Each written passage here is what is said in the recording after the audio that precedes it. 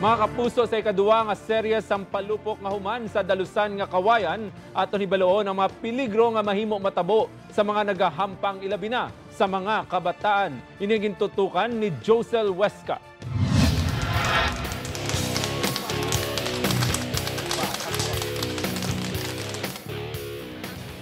Kadaman sa mga nagaintra nagasinadya sa pagpalupok, ilabi na kung madamo sang kontra. Nalipay mo kayo masadya man mabalasan ka man. Pag daaman daaman ma-enjoy mo Pati ang minor de edad nga si John, buhis buhay kung mag-intra kay nagadalas sang pinasahi nga kasadya. Bisan masakit sa mag-intra ka, kaso worth it man bala. Bisan mabatsagan mo nga masakit.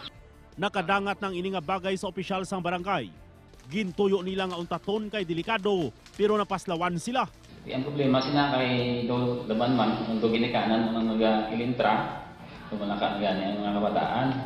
Kaya nga son Manila sa amon, galingawan mo na nino.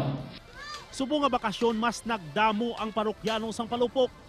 Pero ang mas makatulublag ang pahayag sang 16 anyos nga si John.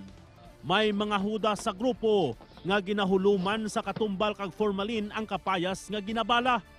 Ang iban may aragid nga mga dayaon balaya. Hindi sila mahilig sa sports. Gusto gid nila makasakit sa kapwa nila tawo.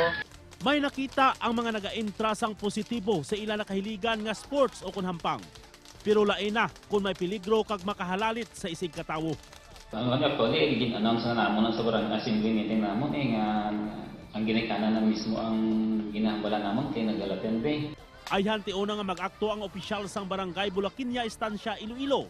Sa baylo nga makalikaw sa malain nga bisyo ang mga kabataan. Ay hantio na nga mag-akto ang opisyal sang barangay Bulakinya Estancia Iloilo. Sa baylo nga makalikaw sa malain nga bisyo ang mga kabataan. Basi tunaan pa ini nga mahalitan ang ila mata.